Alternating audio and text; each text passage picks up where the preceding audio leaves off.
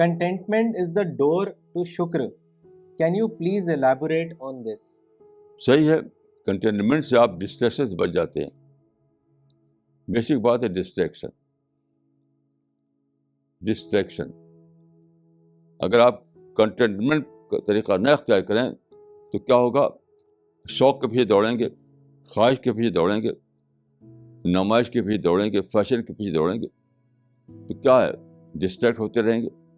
جب ڈسٹریکٹ ہوتے رہیں گے تو اللہ کے بارے میں سوچنے کا وقت ہی آپ پاس نہیں ہوگا.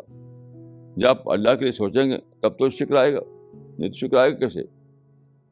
شکر جو ہے ایک ڈیپ تھنکنگ سے آتا ہے. شکر ہے نہیں کہ لپ سروس کرتے پر کچھ بول دیں آپ خدا تعالیٰ شکر ہے, یہ شکر نہیں ہے.